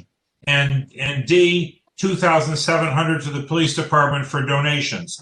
And these are all money received, just getting appropriated back to the line items where it could be used. Do I have a motion to accept them as written? So moved. So moved. Thank you, Mrs. Oni. Second. Second. We have second, Mr. Morris. Okay, any discussion? All those in favor signify by saying aye. Aye. Opposed? Aye. Okay, so that's an aye. Opposed, 0, and abstains, 0. Carry 6 in favor. The next one are the manager memos 2, 3, and 4 taken together. One is a transfer of $25,000 in central dispatch for overtime pay. 3 is $1,560 in the police department for program services. Also $130,000 even the police department for overtime pay. And number 4 is a transfer of $5,200 for animal control overtime pay. All of these are transfers. Can we take them in aggregate? Do we have a motion? I'll make a motion to accept for. Mr. Pocock make a motion. Who seconded it? I'll second it. All right. Mr. Bedoyan, any discussion on these items? Just a quick question, probably Mark, if you could help me. Just so the police, the overtime issue, it seems to have kicked up this year compared to other years. Is there any comments on that? Well, my comment is probably something you read about every day. Southington is no different than any other town. I wish I had a magic wand to say why we're getting inundated by car thefts, car break-ins, general issues that are a lot bigger during, and I can't blame it on COVID because it's not just COVID issues, but the fact of the matter is it's happening all throughout the state. And so, yes, the overtime has bumped up. We've asked the police, I'm not going to get into what we've asked them to do, but we've asked the police officers through Jack Daly's office to put together what they need to do to try and stop this, or at least try and get it under control. And like I said, it's not a Southington issue, but it's something that we definitely need to get under control, and it is taking overtime from us. Yeah, I think a lot of us are on neighborhood watch duty. So. And I must say that a lot of the phone calls we're getting, are working out fairly well. Unfortunately, and I'm just going to say what you probably heard 100 times already, is that most of them are most of them are under the age of 21. And you understand how the rules are for high-speed chases and things like that. We don't do that, and therefore it's very difficult. Even if we get there within 3 or 4 minutes, it's very difficult to stop a car theft or a snatch and grab when it comes to motor vehicles. In fact, we had 3 of them, which were in sight of probably 60 or 70 people tobogganing in one of our parks. That's how brazen it's become. So. This has been discussed at the council level, certainly at the Board of Police Commissioners, and it's something I hope we can get under control as quickly as possible. But right now, our resources are being stretched. Okay. All right, we have a motion and a second. Any more discussion? All right, all those in favor signify by saying aye. Aye. Anybody opposed? Anybody opposed? Okay, anybody abstain? All right, 2, 3, and 4 carry 6-0. The last item we have to do a roll call vote on, but it's the bond ordinance for $4,500,000 related to public hearing item number 1. The public hearing item that we talked about, and just to read it in so we have it, it's an ordinance appropriating $4,500,000 for the costs related to the acquisition of development rights, Country Club Estates, and authorizing the issuance of $4,500,000 of bonds and notes to finance the appropriation. And the motion we're making is to recommend moving forward to town council. So do I have a motion? Motion to approve. Motion to approve by Mr. Morrison, second by Mr. Bedoyan. Okay, any further discussion on it? Okay, let's do a roll call, Amelia. Certainly. Mrs. Zoni? Yes. Mr. Morrison? Aye. Mr. Bedoyan? Yes. Mr. Pocock?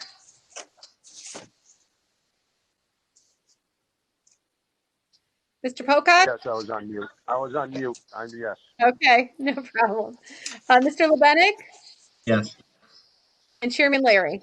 Yes. The motion passes 6-0. Thank you all very much. I think if you need any of our help in any of those local presentations, even just to attend, even if it's a non-speaking role, just to be there in support of it, it looks like we're all in favor. We all decided to put this forth to the taxpayers. I'll just say that anything over $1 million is not our decision. It actually goes to referendum. And so all we're saying is we're not agreeing with it. We're not authorizing the purchase of it. We're just saying, let's take this forward to the voters and let the voters decide and have the chance to decide on this matter. And that's our recommendation to council. And to the general public, just to come from here, it shouldn't matter. It shouldn't matter at all who the owner is of the property. We heard a lot of that the last time when we did something similar with Hawks Landing a few years back. The owner doesn't matter. It could be a person from another country or a person from your next door neighbor. What should matter is it the right thing for the town or is it the wrong thing for the town? Is it the right price or is it the wrong price? And once you establish those things, you then move to a vote. It shouldn't matter who happens to be the owner, or in other words, who is getting the money. That should not really be a criteria in sound judgment. It's just whether this is good for the town or not good for the town, the right amount of money or the wrong amount of money. So I just want to put that out there as just a way to help people sort this issue, and also say the presentation's available if anybody wants to review it. It'll be on the video of this meeting where they could see it. Any other comments on it? Okay, it is now 8:38, and I'll ask for our favorite motion. Okay, Mr. Chairman, we need a motion to go into executive session for personnel. My suggestion would be, Okay. yeah, this may work out if Linda and Jesse drop off. We may be able to stay right here because we can keep track of who's here. So I know who's in the meeting. So if you go into executive session, we won't have to jump off to a phone call. We could do it right here. All right. Actually, Mr. Shota, Yeah. I was told that we can't guarantee that there's nobody else that's not here.